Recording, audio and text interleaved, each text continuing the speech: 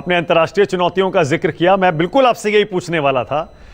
Donald Trump ने, America ने जो टैरिफ हमारे ऊपर लगाया 50% और उसके बाद 25%, आपको लगता है कि हिंदुस्तान ने अमेरिका के आगे न झुककर और अपनी इकोनॉमी की रफ्तार को बरकरार रख के साबित कर दिया कि अब हम किसी और के मोहताज नहीं हैं? अनुराग जी,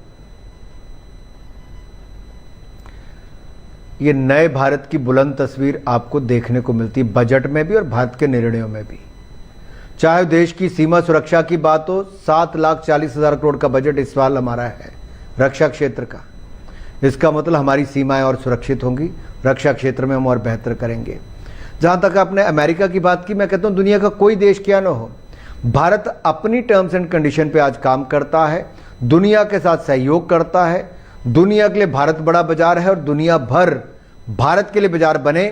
हमने यूनाइटेड किंगडम हो या अब यूरोपियन यूनियन हो, इनके साथ ऐतिहासिक ट्रेड डील्स की है और ईयू के साथ तो कहा गया mother of all trade deals. ये हमने नहीं, दुनिया कह रही है।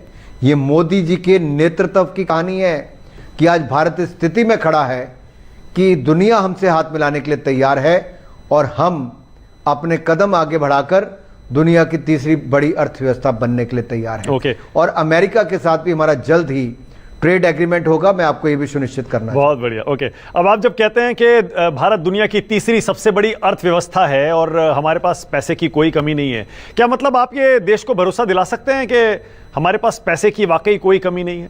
We are cash rich, we are a cash rich nation. Anurag ji, 2014 में भारत लगभग 240 बिलियन डॉलर फॉरेक्स रिजर्व था, आज 700 बिलियन डॉलर है।